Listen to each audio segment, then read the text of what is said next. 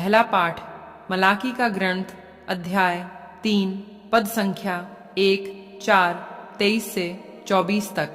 प्रभु ईश्वर यह कहता है, देखो मैं अपने दूत भेजूंगा जिससे वह मेरे लिए मार्ग तैयार करे। वह प्रभु जिसे तुम खोजते हो अचानक अपने मंदिर आ जाएगा। देखो विधान का वह दूत जिसके लिए तुम तरसते हो आ रहा है। कौन उसके आगमन के दिन का सामना कर सकेगा? जब वह प्रकट होगा तो कौन टिकेगा? क्योंकि वह सुनार की आग और धोबी के खार के सदृश है।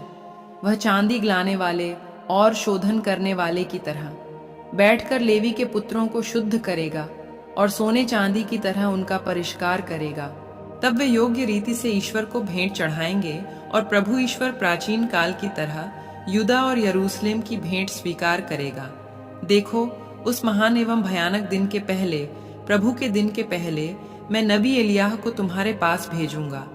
वह पिता का हृदय पुत्र की ओर अभिमुख करेगा और पुत्र का हृदय पिता की ओर। कहीं ऐसा न हो कि मैं आकर देश का सर्वनाश कर दूं। यह प्रभु की वाणी है।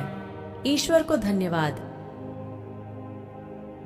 सुसमाचार संत लूकस अध्याय 1 पद संख्या 57 से 66 तक। एलिजबेथ के प्रसव का समय पूरा हो गया और उसने एक पुत्र को जन्म दिया। उसके पड़ोसियों और संबंधियों ने सुना कि प्रभु ने उस पर इतनी बड़ी दया की है और उन्होंने उसके साथ आनंद मनाया।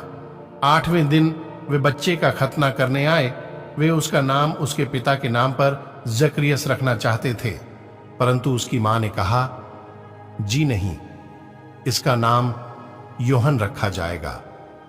उन्होंने उससे कहा, तुम्हारे कुटुंब में यह नाम तो किसी का भी नहीं है। तब उन्होंने उसके पिता से इशारे से पूछा कि वह उसका नाम क्या रखना चाहता है। उसने पाटी मंगाकर लिखा, इसका नाम योहन है, और सब अचंभे में पड़ गए। उसी क्षण जकरियस के मुख और जीभ के बंधन खुल गए और वह ईश्वर की स्तुति करते हुए बोलने लगा। सभी पड़ोसी विस्मित हो गए और यहूदिया के पहाड़ी प्रदेश में ये सब बातें चारों ओर फैल गईं।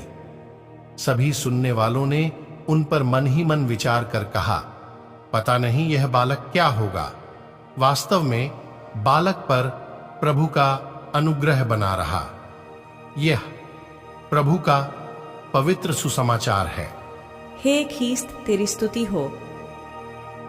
मनन चिंतन।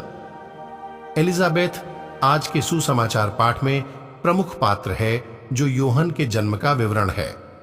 जैसा कि हम जानते हैं, एलिजाबेथ ने बुढ़ापे में योहन को जन्म दिया था। एलिजाबेथ और जकरियाह को पता था कि आखिरकार ईश्वर ने उनकी प्रार्थनाएं सुन ली हैं। उन भावनाओं की कल्पना करें जिन्हें उन्होंने अनुभव किया होगा। खुशी, आश्चर्य, कृतज्ञता, क्या अद्भुत और अप्रत्याशित उपहार है। ईश्वर हमें जवाब देंगे, क्या हमें उस पर भरोसा है?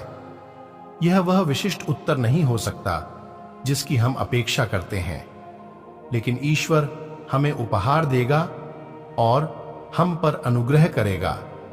हमें बस एक खुला दिमाग और सुनने वाला हृदय होना चाहिए। अपनी आंखें और दिल खुला रखें। ईश्वर आज आपके पास ऐसे तरीकों से आ सकते हैं जिनकी आपको उम्मीद नहीं है। आइए तब हम सभी आज के वचन पर मनन चिंतन करें। आप सभी को परमेश्वर आशीष प्रदान करे। आमीन।